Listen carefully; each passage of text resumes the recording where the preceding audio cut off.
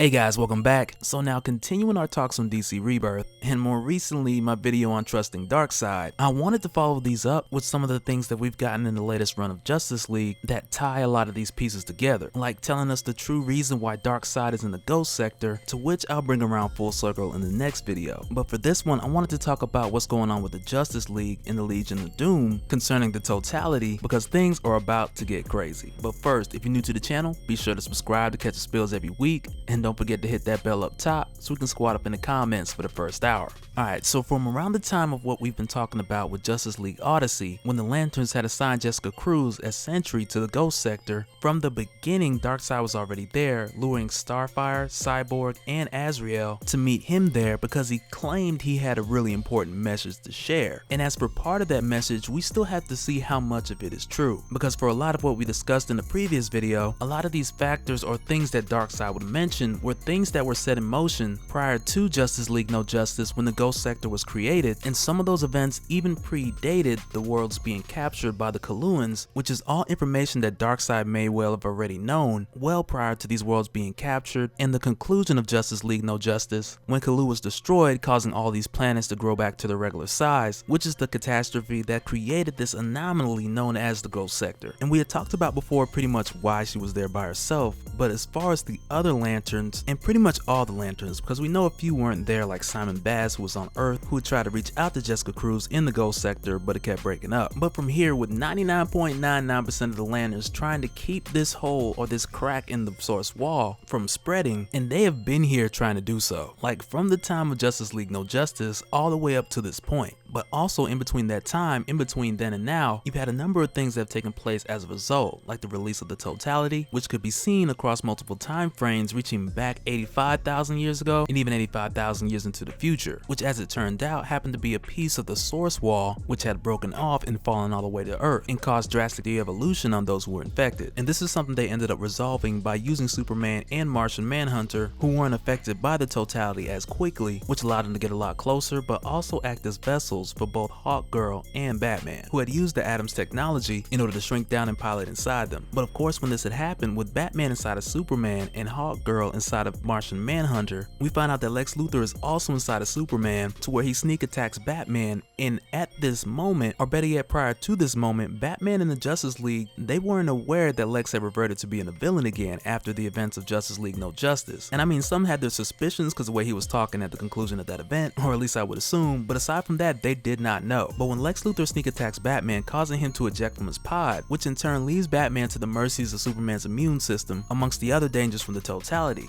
Batman fights his way out by using kryptonite. And Lex Luthor, who's supposed to be the one with the surprise here, comes back at Batman like, okay, you supposed to be this dude's friend. And Lex is just like, so how you gonna go inside of your friend Superman with kryptonite? You just gonna bring that with you? But of course he did, because he's Batman and he trusts nobody, especially Superman's immune system. But during this time also with Kendra, who's inside of Martian Manhunter, and Kendra, who also feels a strange connection to all this as far as a connection to the Totality and to the source wall, but she just can't bring it together to understand what it is. So she's a little thrown off, not to mention the Joker, who has snuck aboard in order to hijack the ship and stop Kendra and Batman from succeeding in their mission. But with the Joker sneaking in here, this just built up to the revelation to the Justice League that for some time Lex Luthor had reassembled the Legion of Doom. And for us as the reader, we've been aware of this sometime prior, but for the Justice League, this had caught them all by surprise. And strategically so, because at the time, Lex Luthor had them split up with Sinestro, who had discovered the invisible emotional spectrum, which really he had discovered long ago, prior to even becoming a Green Lantern, and it helped lock away. But after the source wall had been broken, and the dark entity Umbrax, which possessed the invisible emotional spectrum, had broken free and was heading to Earth, because Sinestro was just going to follow it to some primitive system and lock it away again. But after the solicitation of Lex Luthor, who shared with him some critical information we'll get to in a little bit, and Sinestro also realizing that Umbrax was being drawn to Earth because it's drawn to worlds with the darkest, most self-destructive energy, and when discovering these things, he donned its power, even turning John Stewart into a Green Lantern for a short while. But also with the source wall being broken, you got the introduction to the Steel Force, which Grodd used against the Flash, which was one of many others because it also introduced the Strength Force, which the Flash had also discovered, which would make its possessor like super strong and function very similarly to the Speed Force, but instead of movement, its power dealt with gravity. And then you got your Sage Force, which pretty much enhances the mind of whoever has it or is tapped into it. But with Lex Luthor using these forces really so he could be the catalyst that would bring doom, which he believed was inevitable, this began the revelation of everything that Lex Luthor had been working on, and to which these things are really just the tip of the iceberg. But with all these things happening quickly and taking the heroes by surprise, they ended up learning more about these things through the process, which is how Cyborg was able to stop John Stewart, because unlike Aquaman, Wonder Woman, and the Flash, he's substantially composed of cybernetics and not as easily influenced on an emotional level. But back to Lex Luthor, who had punched Batman out of Superman,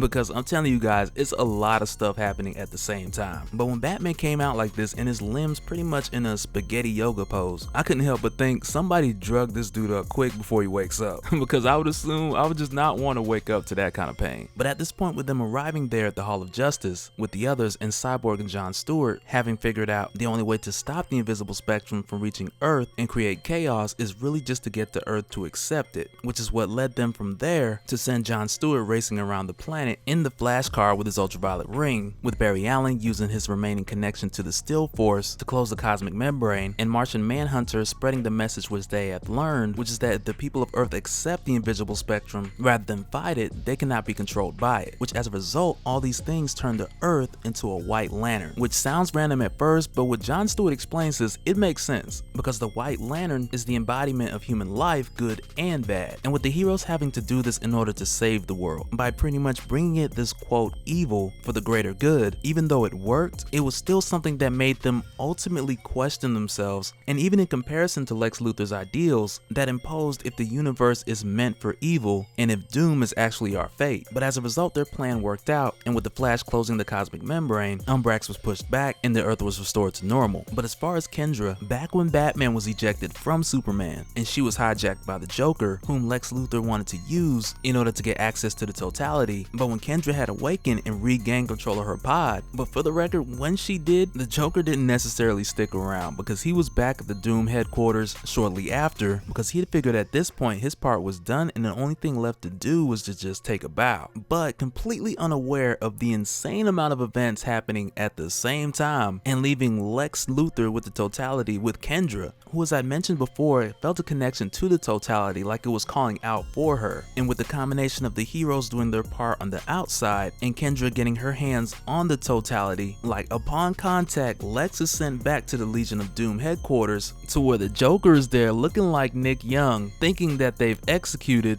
but not quite. And it's the arrival of Lex Luthor, who's completely confused, like, how did I get here? Which is like the red flag for none of that work. But as far as Kendra, she's able to contain the Totality and bring it back to the Justice League, who take it to the Hall of Justice, securing their victory for the moment. And I can't help it, I'm sorry, but with Batman wearing his body cast armor, like, it just makes me think of like when you break every bone in your body and your boss calls you like, okay, so what time you coming in? Like, this is the suit of armor he wants you to put on and come into work, because that excuse is unacceptable. But with the League in the possession of the Totality, and around this time, Hawkgirl's still trying to figure out what exactly her connection is and how it works, because she knows it's been calling to her, and throughout the course of these events, her wings have been doing crazy things, glowing, like the nth metal in her wings has a connection to the Totality and the Source Wall. But before you know it, they're met with the arrival of Starman, just out of the freaking blue, who's arrived here from the past, telling them that he has the answers that they need. But even still with that, some people gonna die, which is appropriate for him, cause like his era is the 80s, which reminds me of the Jeff Bridges Starman. Every time I think of it, I just had to say that. And for the record, totally not the same thing,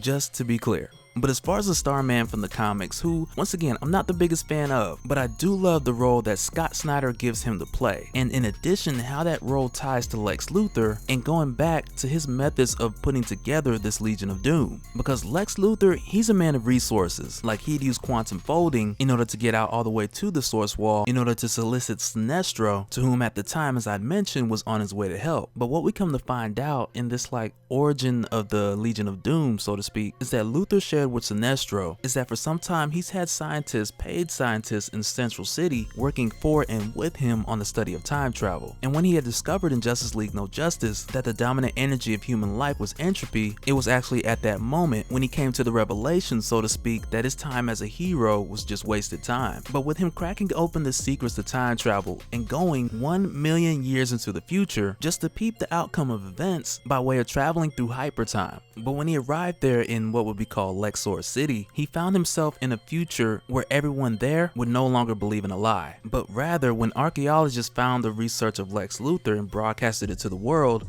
then accepted his beliefs, which were pretty much why hope to become better if we keep falling back into the same thing. But even though Lex Luthor was revered in this future, being that eventually his ideals were accepted, but upon meeting the people from that time, they told him that even though he was right, he ultimately failed because he missed one little thing. And though the ones who met him there only were able to show him the symbol of the thing he had missed, which is a symbol of what they call doom, this symbol alone gave Lex the information he needed to go back and use that missing piece that would help him wield the power of the totality. But of course, looking back, we already know how that turned out. But with us getting this explanation of how Lex Luthor not only went back to being the bad guy, but also used these shell companies in Central City to utilize time travel, because he also used it to go back to the origin of Will Payton, Starman, in order to get to him first and get as much information as he could before anyone else. And I'll say once again, not a huge Starman fan, but I love what Scott Snyder does here, because with Will Payton's